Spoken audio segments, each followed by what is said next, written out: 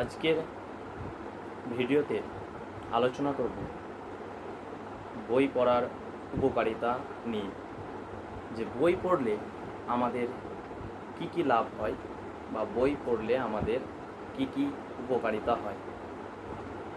যে বই পড়লে আমাদের জ্ঞানের বৃদ্ধি হয়, অর্থাৎ জ্ঞান বৃদ্ধি, যে আমাদের জ্ঞানের ডেভেলপমেন্ট, যে জ্ঞানের বিকাশ ঘটে। বই পড়লে আমাদের কল্পনা শক্তি বৃদ্ধি পায়। যে বই পড়লে আমাদের যে মনে রাখতে সুবিধা হয়। বই পড়লে যে আমাদের লেখার সময় সেই শব্দ ভাণ্ডারটা বৃদ্ধি পায়। বই পড়লে আমাদের মনোযোগ বৃদ্ধি পায়। বই পড়লে আমাদের মানসিক প্রশান্তি পায়।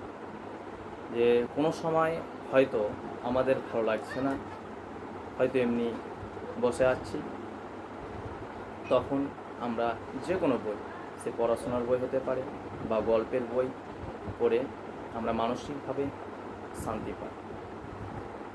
এবং বই পড়ার সবচেয়ে উপকারিতা হচ্ছে যে আমরা কোনো টপিক বা কোনো নোটস যখন পড়ি, তখন সেই নোটসের আগে যে আমরা যদি সেই টপিকটা বা বিষয়বস্তুটা